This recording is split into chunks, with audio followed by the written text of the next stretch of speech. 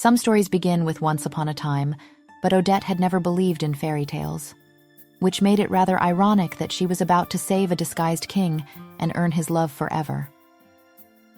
They say the smallest act of kindness can change a kingdom. As it turned out, Odette's kindness would change the king himself, melting his warrior's heart and opening it to love. It begins on snow that fell thick and fast as Odette trudged up the winding road toward the Alpha King's castle. The package from the village weighed heavy in her arms, expensive spices the head chef had sent her to fetch, convinced their ruler would return any day now and demand a feast worthy of his homecoming. For the winter festival, the cook had said, eyes bright with hope. He'll be back for the celebrations, mark my words. Odette doubted it. The war had ended only 2 months ago. Even if King Rovan had left the front immediately, the journey from the front took time. More likely, he was still securing the borders, ensuring the enemy truly was defeated. The wind picked up, sharp enough to steal her breath.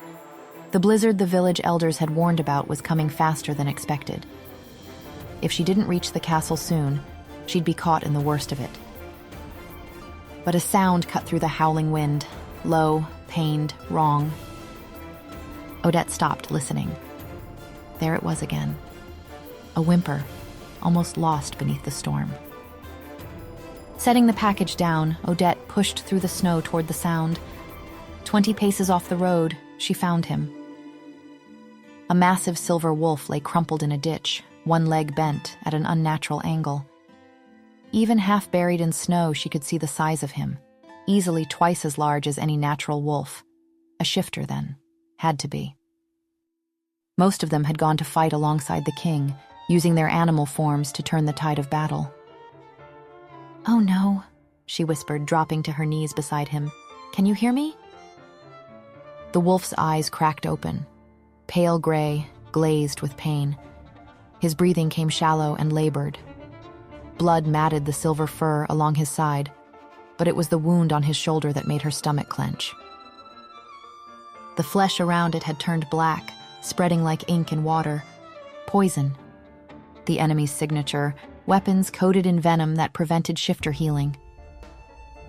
This soldier had traveled who knows how far, making for home, only to collapse within sight of the castle. How long had he been lying here? Odette looked up at the sky. The snow was falling faster now, the wind screaming. In another hour, maybe less, the blizzard would hit full force. Anyone caught outside would freeze to death, even a shifter. She looked back at the wolf, at those dimming gray eyes. He had spent 6 years defending her kingdom, had fought so she could live safely within these walls, had sacrificed everything while she'd gone about her comfortable life as a palace maid. And she was going to leave him here to die? Absolutely not, Odette muttered. She left the spices where they lay and bent over the wolf. He was huge, had to weigh at least what she did, maybe more. But 6 years of hauling laundry, scrubbing floors, and carrying supplies up and down castle stairs had made her stronger than she looked. Bracing her legs, she worked her arms beneath him and lifted. The wolf whimpered. "I'm sorry," she gasped. "I'm so sorry, but we have to move." She got him across her shoulders, his weight pressing down like an avalanche. Her knees nearly buckled. The castle loomed on the hill above, impossibly far. One step, then another. The wind tore at her cloak, sent snow stinging into her face. Her legs screamed, her shoulders burned. The wolf was dead weight against her back, his warm blood soaking through her dress. "I can't do this," she thought as she stumbled, nearly went down. "It's too far." But the wolf had made it so much farther, had crossed an entire kingdom, wounded and poisoned, trying to get home. Had spent 6 years facing horrors she couldn't imagine, all to keep people like her safe. She owed him this. They all did. Odette gritted her teeth and kept walking. Chapter 1. Odette burst through the servants' entrance, dripping snow and mud across the pristine stone floors. Her breath came in ragged gasps, her hair plastered to her face, blood, not hers, staining her dress. Odette. Madame Buer's voice could have frozen fire. How kind of you to join us. 2 hours late. The kitchen staff froze. Every eye turned toward her. The headmaid was tall and severe, her iron gray hair pulled back so tightly it seemed to stretch her face. Madame Buer, I'm so sorry. Odette's legs shook. I found a wounded shifter on the road, poisoned, and I'm sorry, but how is that more important than the head chef's explicit instructions? Buer asked, thin lips curved. He would have died, Odette's voice cracked. The healer said so himself. Surely that takes priority over... Silence! Nobody asked for your opinion on what our soldiers do or don't deserve, girl. Buer snapped. You have a job. You do it. Know your place or you won't keep your next job. The kitchen fell silent while the unfairness of it burned in Odette's chest. Madame Buer didn't care. The guards hadn't helped either. No one cared about the soldiers who'd bled for them, not unless it was convenient. These shifters fought for us, Odette said quietly. They deserve better than... You're dismissed, effective immediately. Buer gestured sharply toward the door. What? Odette gasped. You hear me? Buer said. Get out. I want you gone within the hour. Odette looked wildly toward Liv and Rosie near the washing tubs. They looked horrified, but didn't dare speak. But the storm, she protested. It's getting worse. Can't I wait until... You should have thought of that before playing hero. Buer's expression was ice. Now get out. Odette's throat burned. 6 years she'd worked here. 6 years, and this was how it ended. She made it to her tiny room before the tears came. Everything she owned fit into a single bag, a spare dress, her mother's comb, a few coins. 6 years, and this was all she had. A soft knock. Liv slipped through the door, her round face creased with worry. That was cruel, even for Buer. She was within her rights. I was late. You saved a soldier's life. Buer doesn't care about that. Odette shoved her dress into her bag. The guards didn't either. They wouldn't even help me carry him, Liv. Just stood there and watched me struggle. Liv's expression flickered. Sympathy mixed with something harder. I know it's not right, but... Odette, you have to look out for yourself. Times are hard. Where are you going to go? How will you survive the storm? So I should have left him to die? The shifter might not live anyway. Liv's voice was gentle but firm. And what good does it do if you starve or freeze to death? Helping others is what makes this world worth living in. Odette's hands shook as she tied her bag closed. If we all just look out for ourselves, what's the point of any of it? Liv was quiet for a moment, then sighed. Listen, you can't go out in this storm. Hide with healer Thron until it passes. He won't turn you away. She pressed a bundle into Odette's hands. Bread and cheese. Just pray Buer doesn't come looking, or she'll have you thrown in the dungeons for trespassing. Odette hugged her fiercely. Thank you. Just stay alive, Liv whispered, and stay away from Jadis. That one's Buer's spy. 10 minutes later, Odette slipped through the side door and into the storm. The wind had picked up, turning the snow into horizontal needles.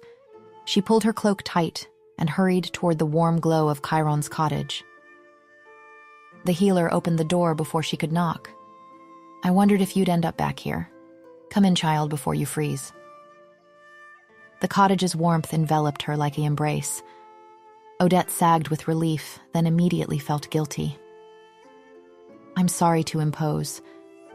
Madame Buer fired me, and I have nowhere else to go until the storm passes. Fired you for saving a life? Chiron shook his head. That woman has a heart of stone. You're welcome here as long as you need. How is he? Odette looked toward the examination table where the silver wolf lay, still unconscious. Stable. The poison is working its way out slowly, but he'll live. Chiron moved toward his herb shelves with practiced ease. Actually, I could use your help. These old hands aren't as steady as they used to be, and that shoulder wound needs cleaning properly before I can stitch it." "Of course." Odette set her bag down and moved to the wash basin, scrubbing her hands clean. "Tell me what you need." Chiron guided her through preparing a salve: mint for cooling, comfrey for healing, golden seal to draw out poison. The familiar work settled her nerves. At least here she could be useful.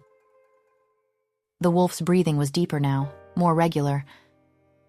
Odette knelt beside the table and carefully parted the blood-matted fur around his shoulder wound.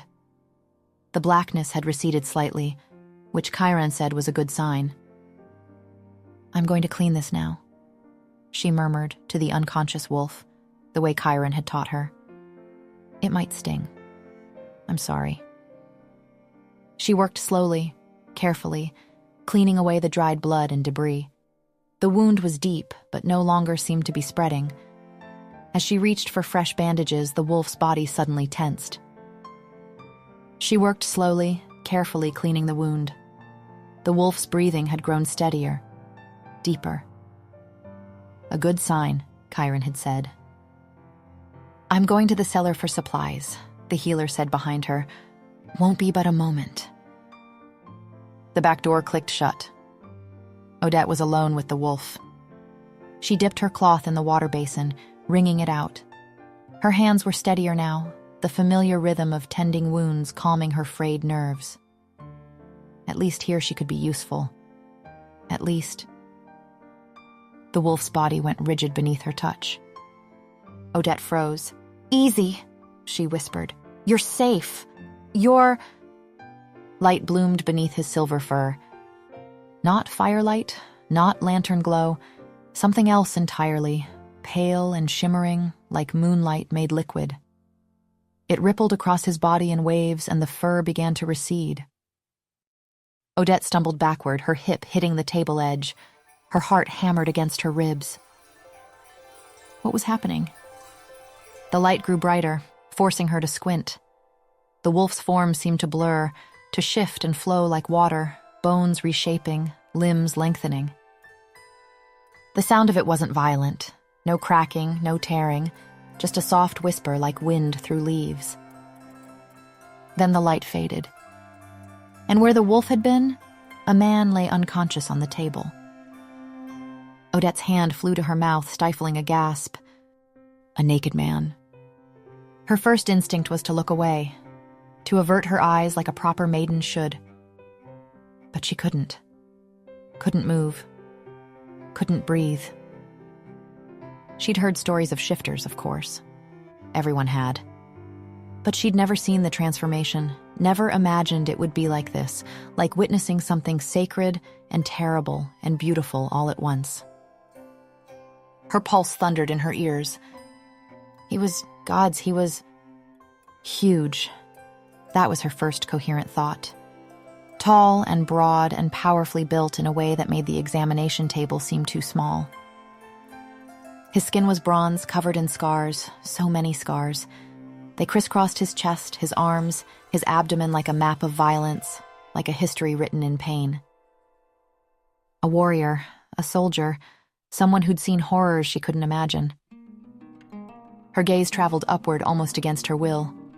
His face was all sharp angles, strong jaw, high cheekbones, a blade of a nose. Dark hair fell across his forehead, slightly damp with fever sweat. A scar cut through his left eyebrow, stark white against his skin. Even unconscious, even battered and poisoned, he was...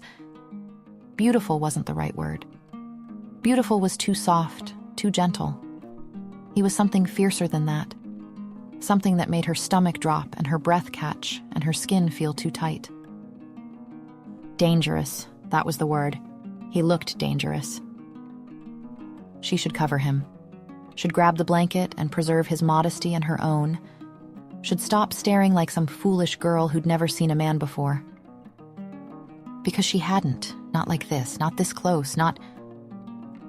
Heat flooded her face as she realized where her eyes had drifted. She jerked her gaze back to his face, her cheeks burning. Her hands trembled as she finally moved, reaching for the blanket on the chair. But even as she draped it over his lower body, Her eyes kept returning to him. To the broad span of his shoulders, the muscled planes of his chest rising and falling with each breath, the way his throat worked as he swallowed unconsciously, the curve of his lips slightly parted. Something twisted low in her belly, unfamiliar and frightening and thrilling all at once. She'd carried him through a blizzard, saved his life, and now he was here, transformed into this man who made her heart race and her thoughts scatter like startled birds. Who was he? The question whispered through her mind as she stood there, unable to look away. Chapter 2. The storm raged for 3 days. Odette barely left his side. There was nowhere else to go, but even if there had been, she wasn't sure she could have torn herself away. Something about him drew her, this mysterious soldier who'd appeared in her life like something out of legend. Chiron's hands trembled too much for the delicate task of cleaning wounds, so Odette tended to him. She learned the landscape of his body, every scar, every ridge of muscle, every place where old injuries had healed poorly, the wicked slash across his ribs, the puckered mark on his shoulder that looked like a bite. Fever burned through him in waves. She kept cool cloths on his forehead, his chest, anywhere the heat concentrated. Her hands moved over his skin countless times, checking for fever, cleaning wounds, applying salves, professional touches, medicinal. She tried not to stare at the rise and fall of his chest, at the way his muscles shifted beneath bronze skin when he moved restlessly in sleep. Tried and failed. It helps to talk to them, Chiron had said. Gives them something to hold on to. So Odette talked. She told him about her childhood, about losing her parents when she was 10, about coming to the castle desperate and half-starved, about 6 years of invisible servitude. "The kingdom waited so long for you soldiers to come home," she said softly, wringing out a cloth over the basin. "All of you. 6 years is a lifetime." She smoothed the cool cloth across his forehead, her fingers brushing back the dark hair that fell over his eyes. His hair was softer than she'd expected, thick and slightly wavy. He stirred beneath her touch, a small furrow appearing between his brows. His breathing quickened, becoming labored. "Shh," Odette murmured, her hand moving to his shoulder, gentle but firm. "You're safe. You're healing." The tension in his body eased slightly at her voice.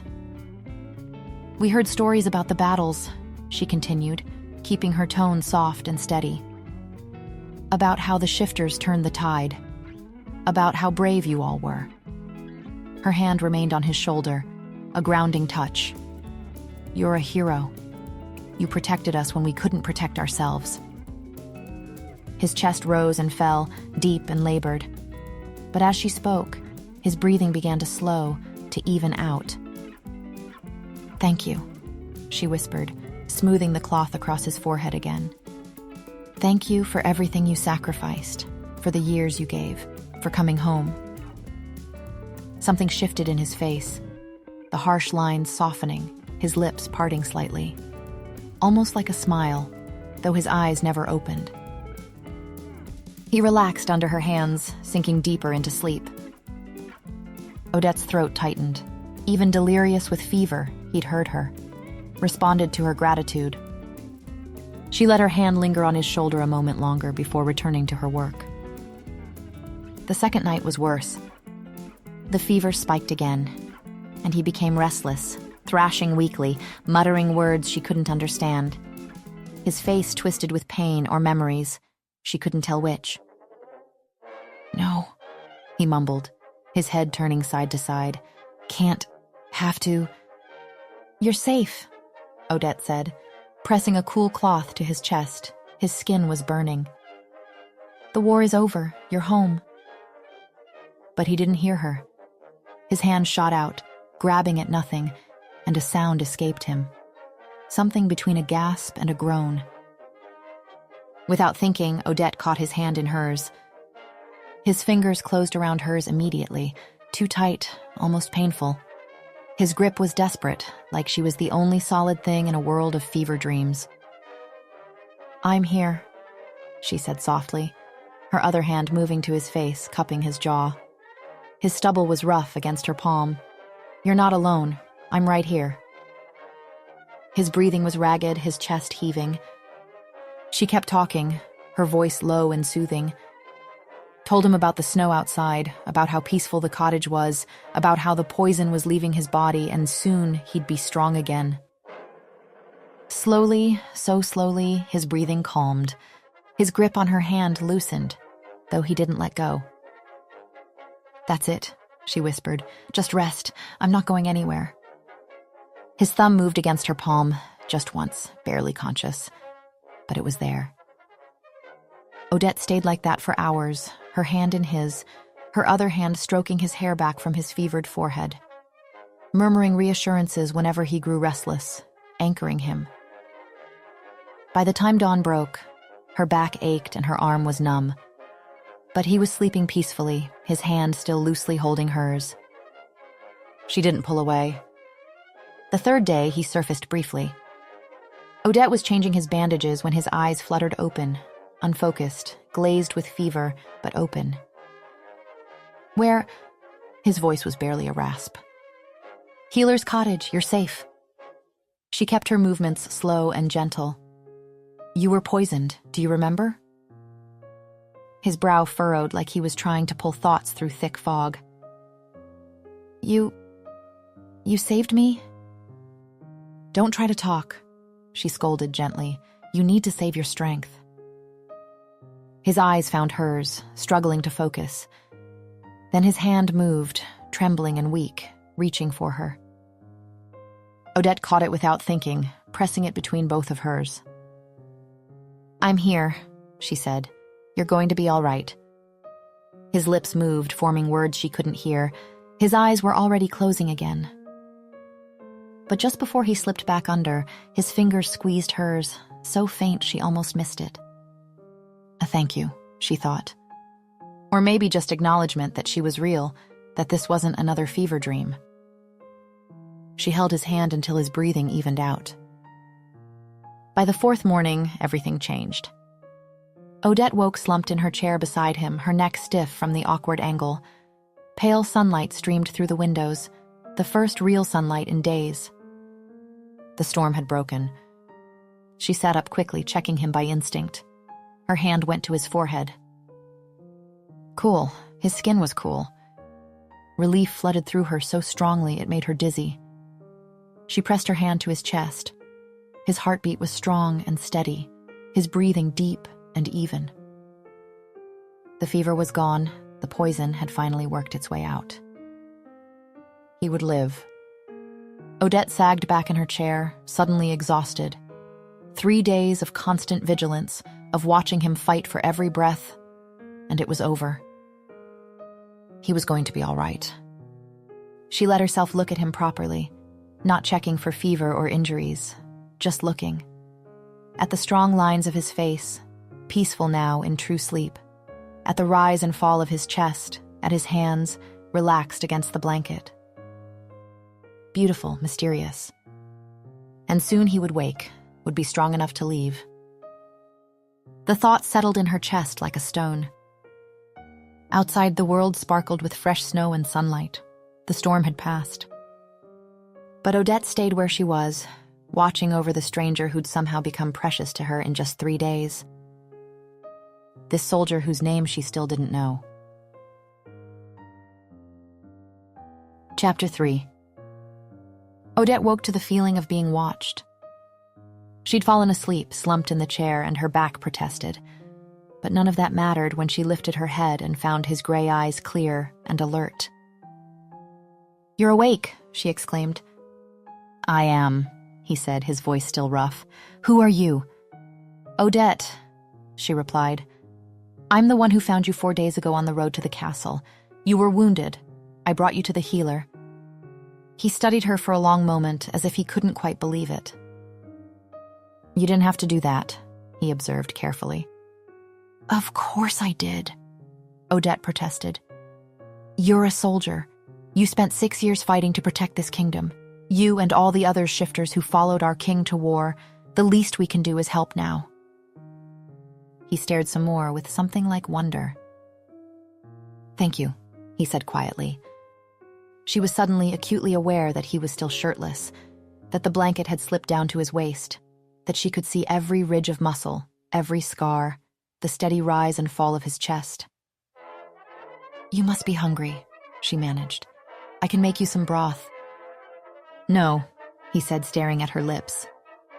"Or perhaps," she went on, "some bread if you think you can manage to eat."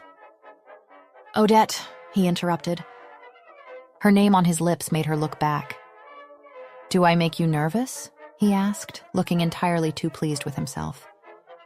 "Of course not." She gulped. "I've been tending your wounds for days. I'm perfectly comfortable." His lips curved into a smile that was absolutely devastating. "You're blushing," he observed. "I am not blushing," she protested, but her cheeks were burning and they both knew it. "Has anyone ever told you that you're rather endearing when you're flustered?" he asked slowly. The door burst open as Jadis burst inside, making Odette freeze. She was Ms. Buer's favorite, a mean-spirited maid who loved to tell on others even when they'd done nothing worth being told. "Healer Chiron, the head cook needs—" She stopped dead, her eyes landing on Odette. "You're still here?" She gaped, her pretty face twisted with false shock. Odette shot to her feet, her heart sinking. "Jadis, I can explain," she began. "Madame Buer fired you." Jadis crossed her arms. "Or did you forget you were sent to fetch spices for the head cook, only to return empty-handed with a wounded shifter instead?" "He would have died if I hadn't brought him here," Odette said, pointing to the soldier. "Oh, I'm sure," Jadis replied, her smile sharp. "But trespassing on castle grounds after being dismissed? That's serious, Odette." She turned toward the door. "I should fetch the guards, let them sort this out." "Wait, Jadis, please." Odette started forward, but she was already gone. Silence fell over the cottage. "What just happened?" the soldier asked, his voice hard now, all amusement gone. "You were fired from your job?" Odette turned back to him. "It's nothing, really. The head maid, Madame Buer, she hates everyone. Well, she hates me more than most, but that's just how it is." She shrugged. "I'll find another job. Somewhere. Probably." "You lost your job," he repeated, sitting up further. "Because you helped me?" "It was worth it," Odette said simply. He stared at her like she'd grown a second head. His hand shot out, catching hers before she could step away. "You lost everything for a stranger," he said. "You're not a stranger. You're a soldier who fought for us." Something shifted in his expression. Surprise, admiration. Something deeper she couldn't name. "At least let me properly thank you," he said, his voice low and earnest. They were so close, close enough to feel the warmth radiating from his skin. Before she could think, before she could talk herself out of it, she leaned forward and kissed him. She felt him go still with surprise, felt the sharp intake of his breath. Her free hand had somehow found his bare shoulder, and the heat of his skin beneath her palm made her dizzy. This was her first real kiss, her first touch of a man like this, intimate, deliberate, wanted. It lasted only a heartbeat, maybe two. But in that brief moment, everything else disappeared. When she pulled back, her face was burning. "There," she said breathlessly. "Now I've been properly thanked." A slow smile spread across the soldier's face. "I have to go now," she said, smiling back, "but hopefully you're now well enough to come find me soon." And with that, she was already moving toward the door, a wild mix of panic and exhilaration rushing through her. She fled into the morning sunlight, her lips still tingling from her first real kiss. From the kiss she'd given him. She'd made it perhaps 20 paces when a sharp voice stopped her cold. "Still here, I see," Madame Buer said. Odette froze. Madame Buer stood near the main path, Jadis beside her with a satisfied smirk. 2 guards flanked them. "Madame Buer, please, I can explain," Odette started. "Trespassing on castle grounds after dismissal is a serious offense," Buer announced, her voice like ice. "Guards, escort her off the premises immediately." The guards moved forward. One grabbed Odette's arm roughly. "I just needed shelter from the storm," Odette protested. "You were told to leave. You defied a direct order," Buer stated. "Perhaps a night in the cells will teach you about following instructions." "Stop!" a voice commanded. Everyone turned. The soldier stood in the cottage doorway. He'd found ill-fitting clothes and his blonde hair was disheveled, but he stood straight and tall, commanding. "Release her. Now," he ordered, his voice quiet but carrying absolute authority. The guard holding Odette loosened his grip. "And who are you to give orders?" Buer demanded, though something flickered in her expression. Uncertainty. The soldier stepped forward into the full sunlight. His gray eyes swept over the assembled group with the kind of assessing gaze that came from years of command. One of the guards, an older man with silver in his beard, went completely still. "Merciful gods," he breathed, dropping immediately to his knees before shouting, "Your Majesty!" Madame Buer froze. "Your Majesty, forgive us. We had no idea you had returned," she said, bowing. The other guard dropped to his knees as well, so fast Odette heard his kneecaps crack. "Your Majesty," he said. The soldier she'd rescued, the man she'd tended for 3 days, the wounded shifter she'd talked to, confided in, thanked for his service. The man she'd kissed was the Alpha King, Rovan, ruler of the entire kingdom. Oh gods, she'd kissed the king. Her legs felt like water, her face burned so hot she thought she might faint.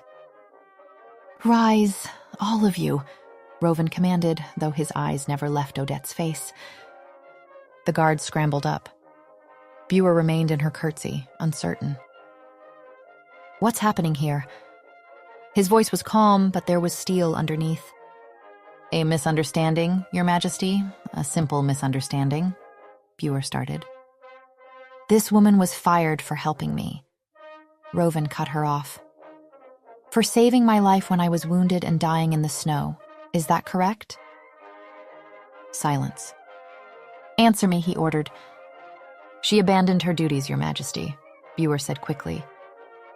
"She saved the Alpha King's life," Rovan said, his voice soft. "Dangerous. While my own guards apparently couldn't be bothered to help carry their wounded king to safety. Would you like to explain that?" The older guard looked like he wanted to sink through the earth. "I thought not," Rovan continued. He turned his attention back to Odette. "You," he said. "As of this moment, you're assigned to my personal household. Report to the steward this afternoon." Odette couldn't speak, couldn't move. Buer curtsied so low she nearly toppled. More people were arriving now, servants, officials, drawn by the commotion. Word was spreading like wildfire through the castle. The Alpha King had returned. Chapter 4. 3 weeks had passed since the Alpha King's return. The war was over. The kingdom was safe. But no one's life had changed quite as much as Odette's. She was now part of the king's personal household staff. She saw him constantly. And it was torture. Because every time she looked at him, seated at his desk reviewing documents, standing by the windows discussing strategy, she remembered. Remembered the feel of his bare skin under her hands, the heat of him, the scars she'd traced with her fingers, the softness of his lips when she'd kissed him. Now those same shoulders were hidden beneath fine shirts and embroidered doublets. That same chest was armored in leather and ceremony.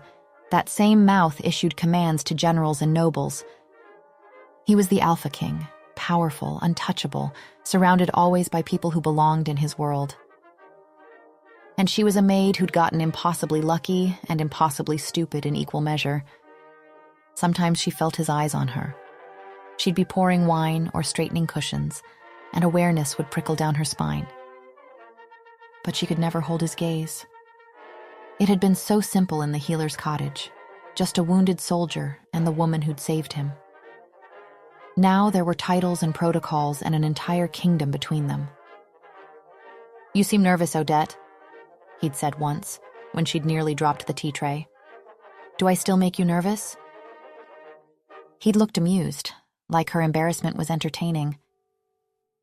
The castle might have changed, filled with hope and celebration, but for Odette, every day was a reminder of a moment that should never have happened. "The king can't take his eyes off you," Liv said, folding a sheet with practiced efficiency. "That's not true," Odette said. "He's just being polite." Rosie laughed. "The man watches you like you're water and he's dying of thirst." "You're wrong," Odette said quietly. "He's a king. He can't—" "Odette," a steward said, interrupting the conversation. "The king requests your presence in his private chambers, immediately." Her friends snickered as she walked away, trying to steady her breath. "This is nothing. He probably needs linens," she told herself. Rovan stood by the fireplace, the fire haloing his frame. His doublet was gone, leaving only a loose white shirt falling open at the throat. He looked nothing like the distant king she served. He looked like the wounded soldier she had tended, beautiful and dangerously human. "You sent for me, Your Majesty?" she whispered. "I did." He turned to gaze upon her and smiled. "Come here, Odette." Her feet felt rooted, but somehow she moved. "Closer," the king said. She took another step. "The wound on my shoulder," he said, tilting slightly to give her access. "It's been bothering me. I think it may be infected. Will you look?" Her mouth went dry. "Your Majesty, perhaps the royal healer—" "I'm asking you," he said softly. There was no refusing that tone. Her hands shook as she reached for the edge of his shirt, brushing it aside. The brush of fabric revealed smooth skin and hard muscle, the heat of him rolling off in waves that made her flush instantly. The wound was fine, perfectly healed, just a faint redness. But her fingers still traced it delicately, reverently, trying to ignore the way her breath stuttered in her throat. "It looks fine," she whispered. "No infection." "Good," Rovan murmured. He stood very still, as if inviting her to touch him longer, to linger. "Are you happy here, Odette?" he asked suddenly. "In my household?" The question startled her. "Of course, Your Majesty," she said. "You don't seem it." His voice dropped even lower. "You avoid my gaze. You flee every room I enter." Her heart thrashed in her chest. She could feel the slow rise and fall of him, could see the stark lines of his throat, how his shirt dipped low enough to reveal the sculpted shape of his chest. "I'm only trying to be proper," she whispered. "Proper," he repeated with quiet amusement. He turned slowly, and the shift brought his face inches from hers. Her lips parted, but no sound came. "From where I stand," he murmured, "it feels like you're pretending we're strangers." Her breath hitched.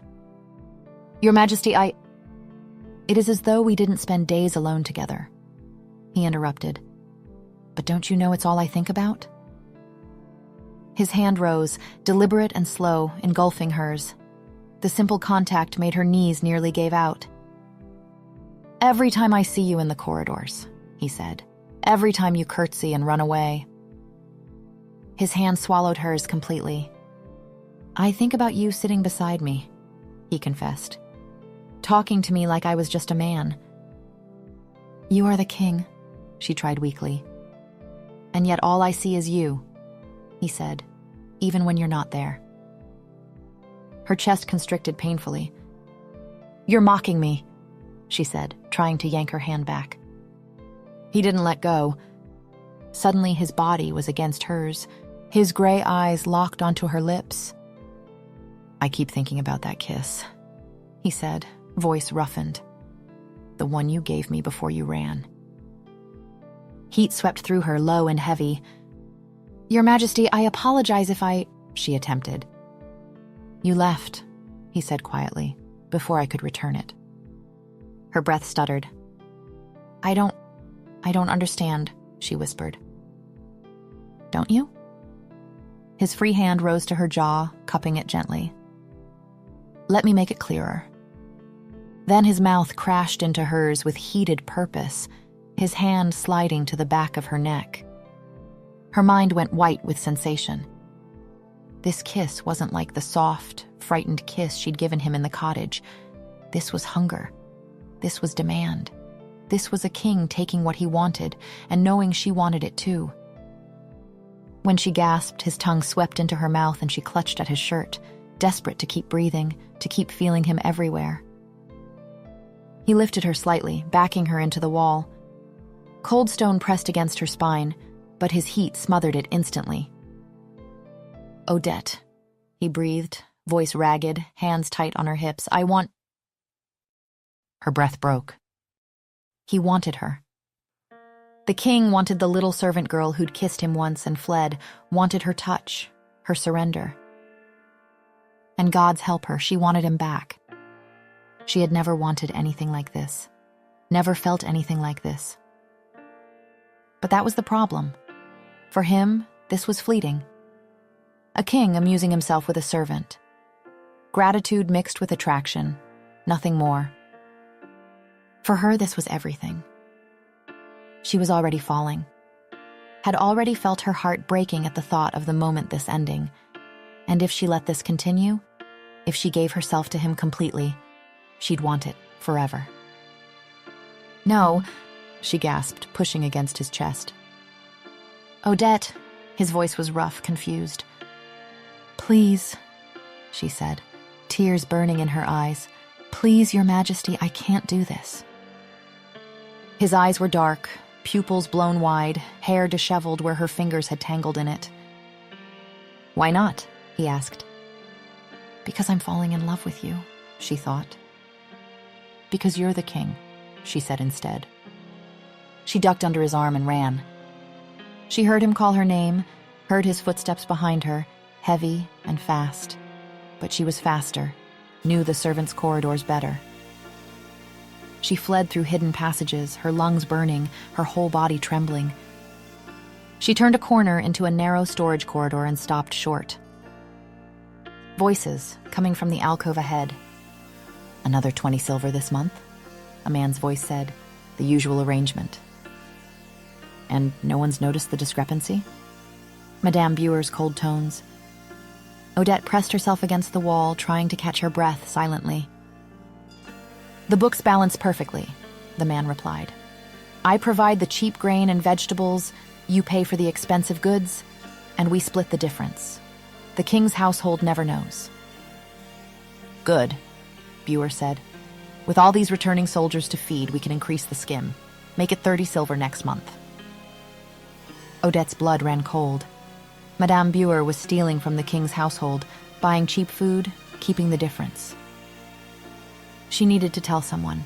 No, first she needed to gather proof. Who knew how many others were involved? Odette slipped away silently, her mind racing. Chapter 5. Over the next few days, Odette watched. She kept her head down, performed her duties, and paid attention to things she'd previously ignored. The packages Jadis carried through back corridors. The way Madame Buer's ledgers never quite seemed to match the actual supplies in the storerooms. Odette began keeping notes, careful to hide them in the lining of her spare dress. And today, 3 days into her research, she found herself in the kitchen garden, checking the herb inventory against Buer's ledger. The numbers didn't match. "You're very intent on those roses," Rovin's voice said. Odette jumped, nearly dropping the basket of herbs. "Your Majesty?" She dropped into a hasty curtsy. "I didn't hear you approach." "I noticed," he said, amusement in his voice. "You've been avoiding me again." I've been working, Odette snapped before remembering she was speaking to a king. His eyebrows rose, but he looked more amused than offended. Walk with me, he said, with a small smile. It wasn't quite a command, but it wasn't a request either. They walked in silence for a moment, Odette acutely aware of him beside her. Odette, he said quietly, I owe you an apology. Her heart sank. Your Majesty, you don't... I do, he interrupted. For the other day, in my chambers, I shouldn't have kissed you like that. It was inappropriate. The words cut deeper than they should have. Of course he regretted it. Of course. You don't need to apologize, Your Majesty, Odette said, keeping her voice steady. I understand. I know my place. He stopped walking abruptly, turning to face her. No, he said, his voice sharp. I don't think you do. She looked up at him, confused by the intensity in his gray eyes. You saved my life, Odette, he said. And there was something raw in his voice now, passionate. After I spent 6 years saving everyone else's. That's my duty as king. It's what I'm supposed to do, and I don't fault anyone for needing it. But you... He took a breath. You saved me, and not because I'm a king, but because you are kind. Your Majesty... Odette's throat tightened, warmth blooming in her chest, dangerous and wonderful. That means something to me, he continued, his eyes never leaving hers.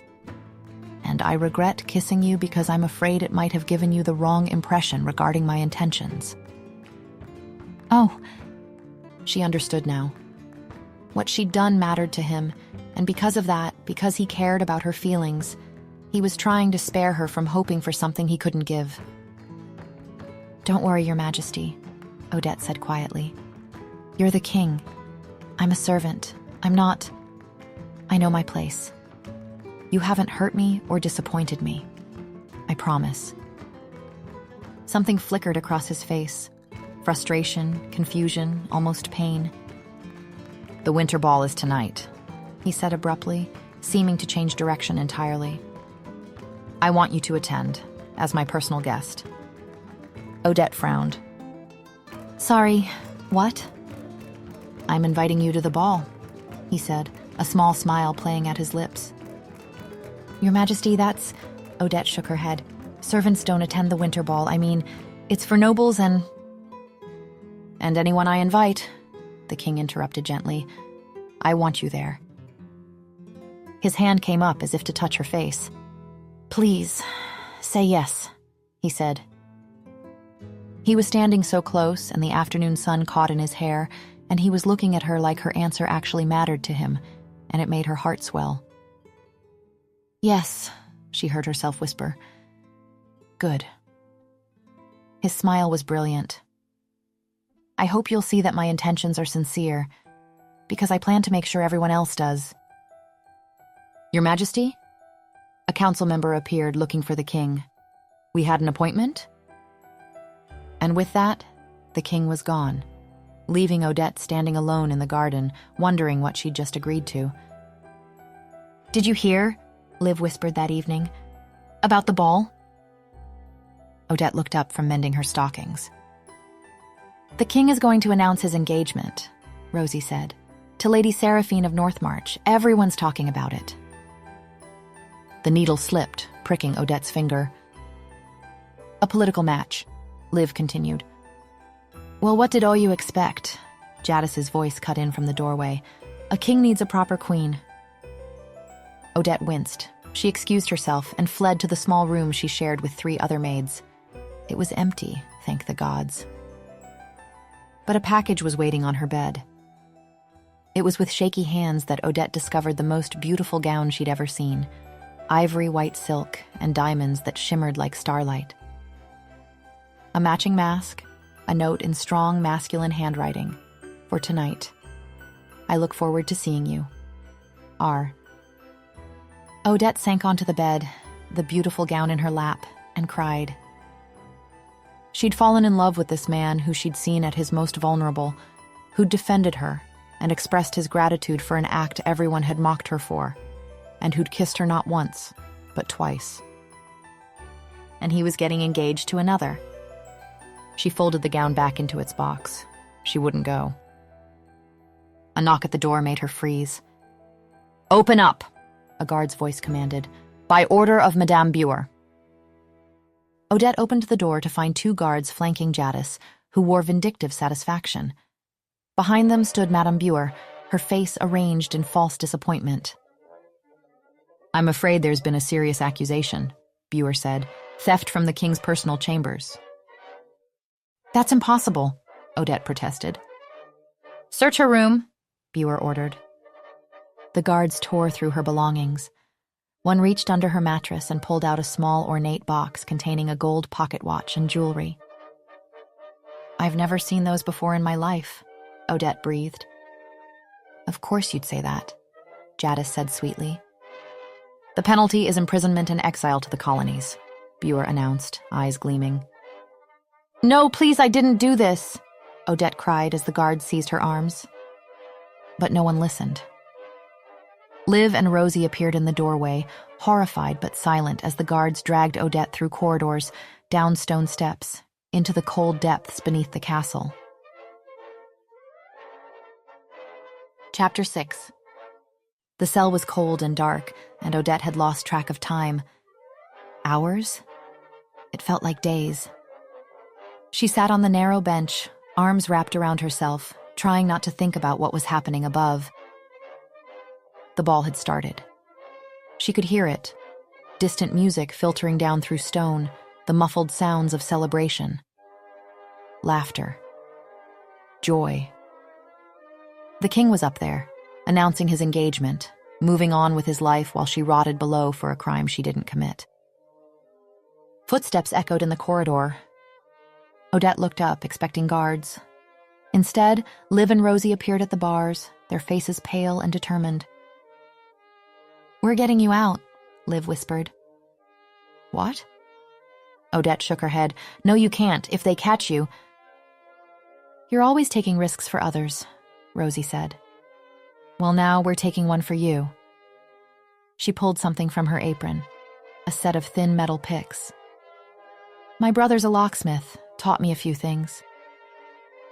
"You'll be thrown in here with me," Odette protested. "Then we'd better not get caught."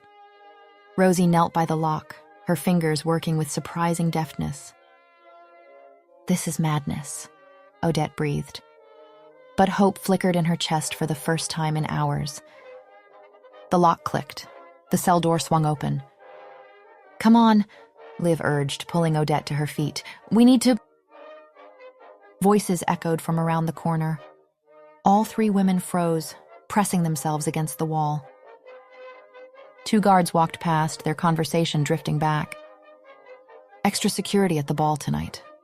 Madame Buer mentioned concerns about a poison attempt." "Really? From who?" "That maid they arrested. Supposedly she was planning to poison the king during the engagement announcement. Good thing Buer caught her before—" The voices faded as they turned another corner. Odette's blood ran cold. "What are they talking about?" Liv whispered. "Poisoning the king?" "Buer's going to poison him," Odette breathed, eyes wide with horror. "And frame me for it." "You?" Rosie asked. "But you're locked up in here." "All the better," Odette said. "She's already convinced the guards it was my intention to hurt His Majesty. If the king is poisoned tonight, I'll be the perfect scapegoat. She'll act as though I had an accomplice." "But why would she take such a risk just to frame you?" Liv asked.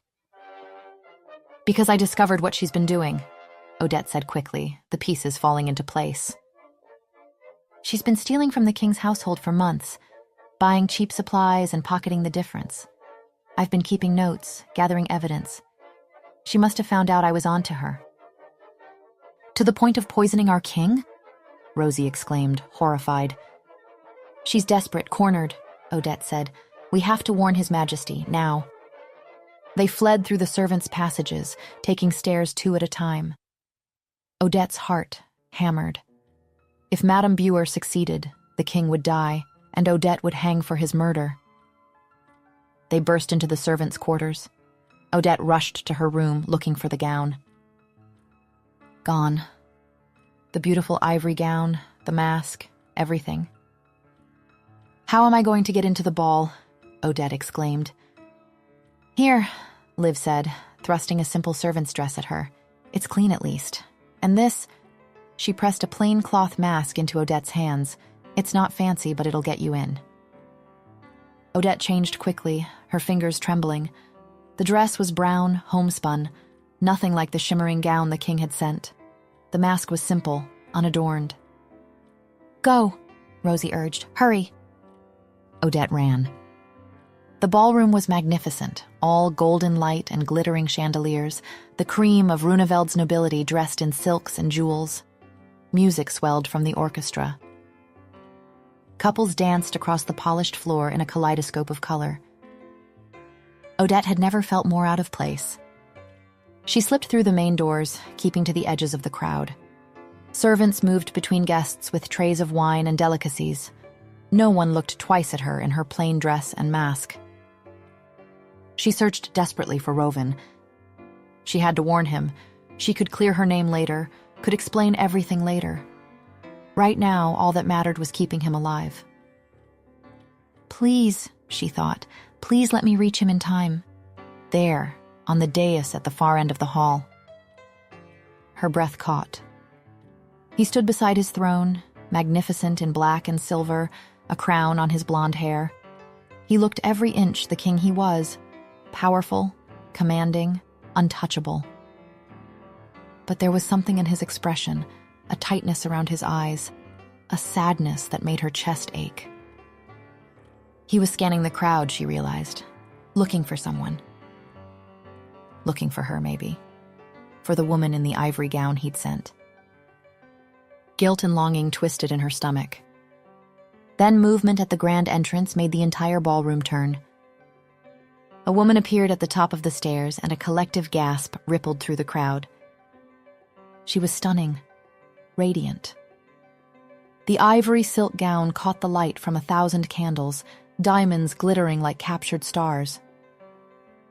She descended the stairs slowly, gracefully, and every eye in the ballroom followed her. "Who is that?" someone whispered. "Magnificent," another voice murmured. Even the orchestra seemed to swell, as if the universe itself was celebrating her arrival. Odette's heart stopped. Jadis. That was her gown. The gown the king had sent for her. The gown that was supposed to transform her into someone who belonged in this glittering world, even if just for one night. And Jadis wore it like she'd been born to it. Like this was her fairy tale moment. Like she was Odette, coming to answer the king's invitation. Horror washed over Odette. Jadis wasn't just stealing her gown, she was stealing her identity. Buer's plan was perfect: poison the king while she was dressed as Odette, and have every witness swear they saw her do it. The crowd parted for her, nobles bowing slightly as she passed. She moved through them like a queen, radiant and confident, every inch the noblewoman she was pretending to be. On the dais, the king turned toward the vision in ivory descending toward him. His face transformed. The careful control, the royal composure, it all fell away. His expression opened like sunrise, raw and unguarded. Relief flooded his features, followed by something so tender it made Odette's chest ache. Joy. Pure, uncomplicated joy. He looked like a man who'd been holding his breath and could finally breathe again. All because he was looking at Jadis, who he thought was her. Had he ever looked at her like that? When Odette had been too nervous to meet his eyes, too convinced he was just being kind, had this been there all along? This desperate, relieved happiness? "Is that the king's fiancé?" A noblewoman whispered nearby, breaking through Odette's spiraling thoughts. "In the white gown?" "Must be," her companion replied. "Look how pleased he is to see her. I've never seen him smile like that." Fiancé. Right, the engagement announcement. This was all for... but the way he was looking at Jadis, at the woman he thought was Odette. That wasn't how you looked at someone you were grateful to. That wasn't kindness or duty. That was... Jadis reached the dais, climbing the steps with practiced grace. She curtsied low, and Odette saw it then, the goblet in her hands. Dark red wine that caught the light wrong. Jadis extended the goblet toward the king in silence, her head bowed demurely, the picture of modest elegance. The king reached for it without hesitation, still smiling, still looking at the woman in ivory like she was the only person in the room. The goblet, the poison. Odette's paralysis shattered. "No!" she screamed. She broke through the final row of courtiers and threw herself forward. The crowd gasped. Guards moved, but she was faster. Odette reached the dais just as Rovin's fingers touched the goblet. She knocked it from Jadis's hands with her own empty cup. The poisoned wine spilled across the white marble steps. Where it hit, the stone hissed and blackened. The roses in a nearby vase withered instantly, their petals turning brown and crumbling to dust. The ballroom fell silent. Everyone stared at the corroded stone, at the dead flowers, at the clear evidence of poison. Then at Jadis, frozen in shock, still wearing Odette's gown. And at Odette, in her plain brown dress and simple mask, breathing hard, her hand still extended from knocking away death. Rovin's eyes locked on hers. Recognition flooded his face. "Odette," he breathed. Chapter 7. The ballroom was frozen in shocked silence. 1,000 eyes stared at the corroded marble, at the dead roses, at the clear evidence of poison. But Odette saw only him. Rovin's gray eyes locked on hers, and the world narrowed to just the two of them. Recognition, relief, and something fiercer flooded his face. He moved before she could breathe, closing the distance between them in 2 strides. His hands came up to cup her face, tilting it toward his, and the look in his eyes made her heart stutter. "You came," he breathed, his voice rough with emotion. "You're here, you're safe." Odette smiled despite everything, despite the chaos, the danger, the 100 watching nobles. "I came," she whispered. But then his brow furrowed, confusion clouding his joy. His thumb stroked her cheekbone as if assuring himself she was real. "But I don't understand. Who was that? Why were you—" A shriek cut through the air. Jadis bolted, trying to flee down the dais steps. Guards seized her immediately, their hands clamping on her arms. "Let me go," she struggled. "I didn't do anything. She made me—" "Explain," Rovin commanded, his hand still framing Odette's face. "Quickly." "Earlier today I was framed for theft and imprisoned," Odette explained. "Madame Buer planted evidence in my room because I discovered she's been stealing from your household for months, buying cheap supplies and keeping the difference. My friends broke me out when we overheard guards talking about a poison attempt. Jadis wore the gown you sent me to pose as me, to poison you, so everyone would think I did it. Buer orchestrated everything." Rovin's jaw tightened, his eyes going cold and dangerous. "Guards, bring Madame Buer forward, now." The crowd parted. 2 guards dragged Buer through, her face pale but arranged in false innocence. "Your Majesty, this is clearly a misunderstanding," Buer started. "Search Jadis," Rovin ordered, cutting her off. "Thoroughly." One of the guards reached into Jadis's bodice. She shrieked in protest, but he pulled out a small glass vial, still half full of dark liquid. "Nightshade," the guard announced, unstoppering it carefully. "Concentrated." Gasps rippled through the ballroom. "That's not mine. Madame Buer gave it to me. She said it was perfume." Jadis sobbed. "Lies," Buer spat. "Your Majesty, this girl has clearly been corrupted by that criminal—" She pointed at Odette with venom. "I have evidence," Odette said, despite her racing heart. "Notes, dates, records of discrepancies between your ledgers and the actual supplies." Convenient that you'd claim this now, Buer sneered. She's telling the truth, Liv's voice rang out from the crowd. Other servants stepped forward, emboldened. An older cook, a stable hand, a supply clerk. Madame Buer ordered me to falsify inventory records, the clerk said nervously, said she'd dismiss me if I didn't. She threatened my position if I mentioned the quality of the grain, the cook added. She's been stealing for at least a year, another voice called. Buer's face twisted with rage. You dare? You insignificant? Enough! Rovin's voice cut through the hall like a blade. His hands dropped from Odette's face as he turned to his guards. Arrest them both. Madame Buer and Jadis will stand trial for attempted murder, conspiracy, theft, and treason. I want a full investigation. No! Buer shrieked as guards seized her arms. You'd take the word of a common maid over mine? I'd take the word of the woman who saved my life, Rovin said coldly. Twice. Over a thief and a would-be murderer. Remove them from my sight. The guards dragged both women away, their protests echoing through the ballroom. The crowd watched in stunned silence. Rovin turned back to Odette. His expression softened, the cold fury melting into something warm and wondering. Odette, he said, his voice carrying clearly through the silent hall. You saved my life again. You risked everything to warn me, even after being falsely imprisoned and stripped of everything. You're innocent of all charges, and I declare it publicly before all witnesses. Relief flooded through her. Thank you, Your Majesty, she said with a bow. No, thank you, he said softly.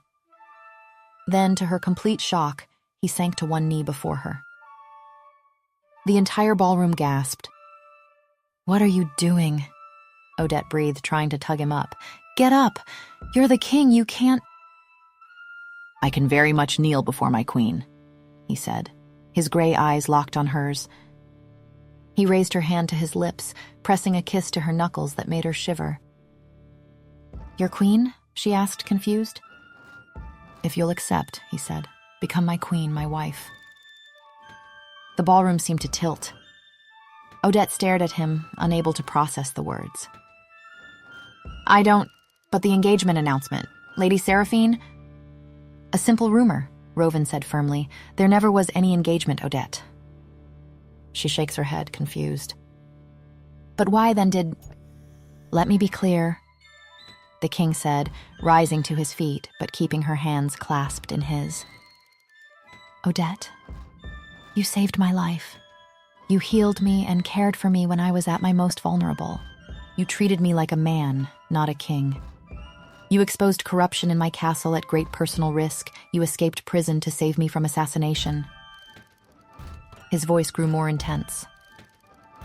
You're clever and kind and brave and selfless. You're everything a queen should be. Everything I could ever hope for. She was crying now, tears streaming down her face. Your Majesty— Also, he interrupted, his voice dropping lower, more intimate. I'm in love with you, in case that wasn't clear. A sob escaped her, happy, disbelieving, overwhelmed. His hands came up to cup her face again, his thumbs gently wiping away her tears. If you need time to think about it, you can— Odette kissed him. She pushed up on her toes and pressed her lips to his, pouring every ounce of feeling she'd been suppressing into it. His arms wrapped around her waist immediately, pulling her close, kissing her back with a fierce tenderness that made her head spin. The ballroom erupted in applause and cheers. Rovin smiled against her lips, pulling back just enough to murmur, Is that a yes? Yes, Odette breathed, laughing through her tears. He kissed her again, deeper this time, and the crowd cheered louder. When they finally broke apart, both breathing hard, Rovin turned to address the ballroom, keeping one arm firmly around Odette's waist. Ladies and gentlemen, he announced, his voice ringing with joy, may I present your future queen. The applause was deafening. Nobles bowed, servants cheered. And Odette, the maid who'd saved a wolf in a snowstorm, stood beside her king, and realized that sometimes fairy tales did come true. Thank you so much for listening. I hope you enjoyed this story. As we head into the holidays, I have something special planned.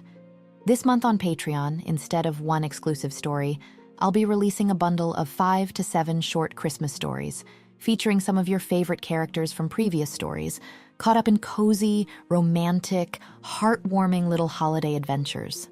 And if you'd like a little holiday magic yourself, leave a comment below with your favorite quote from this episode. I'll pick one winner to receive a free month of access to my entire exclusive content library on Patreon.